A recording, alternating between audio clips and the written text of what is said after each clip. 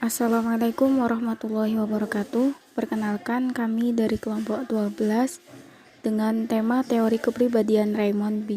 Cattell dengan peranggotakan. Yang pertama ada Mbak Ilmiah Munazah NIM 3520068, yang kedua ada Mbak Malia Mazida NIM 3520069, dan yang ketiga ada Mas Iyang Febrian NIM 3520070, dan yang terakhir ada Mbak Afna Lutfiah NIM 3520079. Berikut pemaparan dari kelompok kami. Silakan untuk teman-teman bisa disimak. Terima kasih. Baik, saya Yang Febrian, NIM 3520070 akan membacakan materi yang pertama tentang biografi dari Raymond Cattell. Raymond Cattell lahir pada 20 Maret 1905 di sebuah kota kecil di Inggris. Dia mengembangkan minat dalam sains sejak dini dan kemudian menjadi orang pertama dari keluarganya yang kuliah, mendapatkan gelar BS dalam bidang kimia dari University of London ketika dia baru berusia 19 tahun. Setelah menyaksikan kehancuran Perang Dunia I, Cattell mengembangkan minat dalam menggunakan sains untuk memecahkan masalah manusia. Dia juga dipengaruhi oleh pemikir lain saat itu, termasuk George Bernard Shaw, Aldous Huxley, dan H.G. Wells. Raymond Cattell meraih gelar PhD dalam psikologi dari University of London pada tahun 1929. Selain penelitiannya tentang kepribadian, motivasi, dan kecerdasan, karya Raymond Cattell dengan analisis multivariat meninggalkan jejak yang langgeng di bidang psikologi.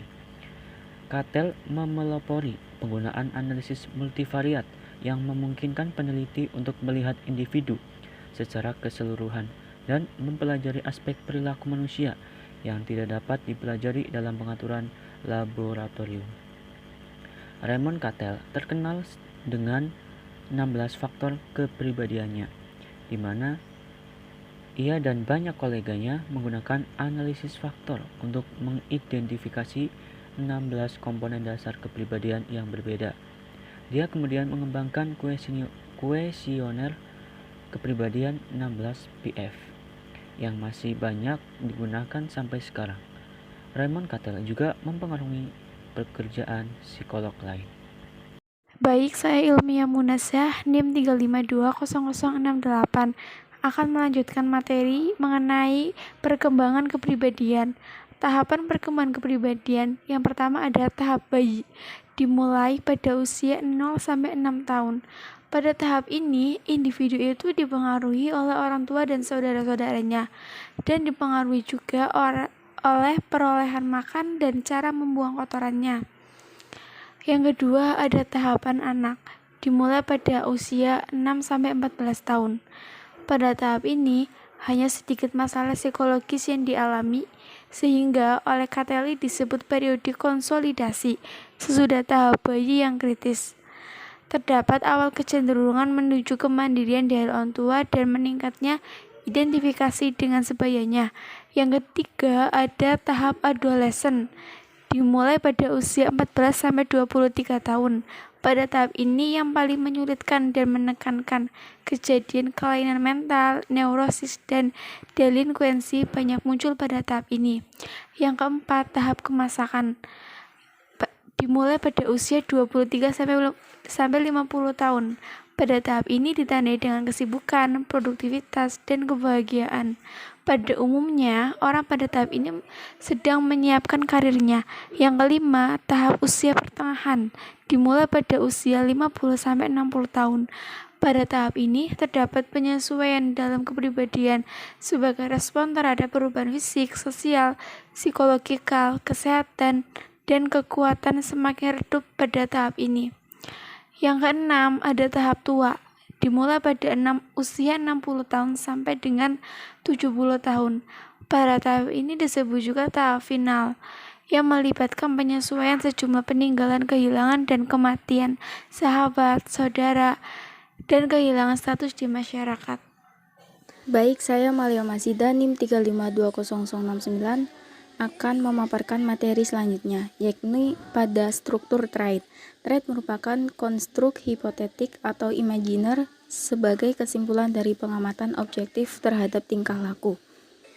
Struktur trait sendiri di dalamnya mempunyai 3 kategori, yakni yang pertama ada kategori kepemilikan. Kategori kepemilikan terdapat 2 trait, yaitu trait umum. Trait umum merupakan trait yang dimiliki oleh semua orang, sedangkan yang kedua ada trait khusus, yakni trait yang dimiliki oleh satu orang saja. Kedua ada kategori kedalaman.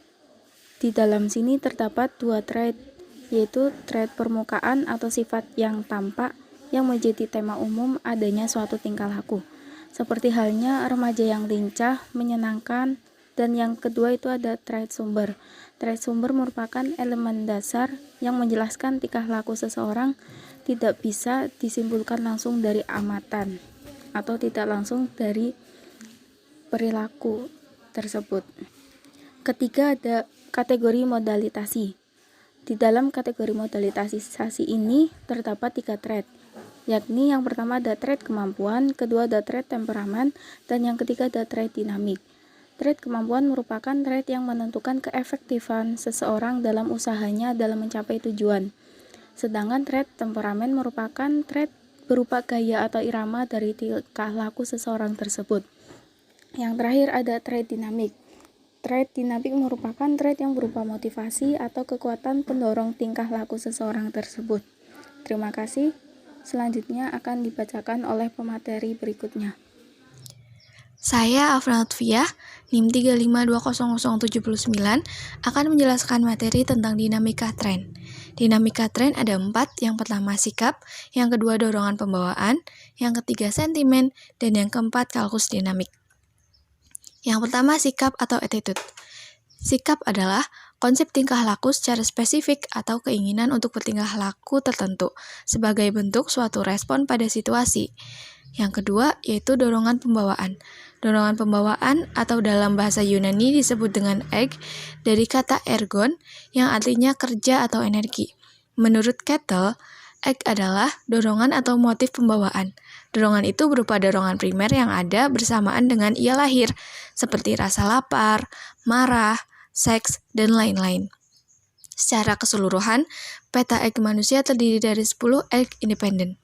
4 independen yang independensinya kurang jelas, dan 2 yang masih dipertanyakan nilai sebagai faktor hereditasnya. Yang ketiga ada sentimen. Sentimen adalah organisasi terstruktur keseimbangan attitude yang memperoleh energi dari tetapi dibentuk oleh hasil belajar. Sedangkan attitude adalah keinginan untuk melakukan sebuah aksi atau tindakan terhadap situasi tertentu yang kalau dilacak asal mulanya akan sampai ke dorongan primer bawaan Yang keempat ada kalkus dinamik. Kalkus dinamik dipandang sebagai akar dari semua motivasi dan dimasukkan ke dalam persamaan tingkah laku yang dapat dipakai untuk meramalkan tingkah laku seseorang. Persamaan itu mencakup semua data tentang hubungan trait, dan sentimen dengan situasi tertentu untuk menentukan respon seseorang. Terima kasih kepada teman-teman yang sudah meluangkan waktunya untuk mendengarkan video rekaman dari kelompok kami. Mohon maaf apabila ada kekurangan dari kelompok kami, kurang lebihnya saya ucapkan terima kasih kepada semuanya. Dan cukup sekian, terima kasih. Wassalamualaikum warahmatullahi wabarakatuh.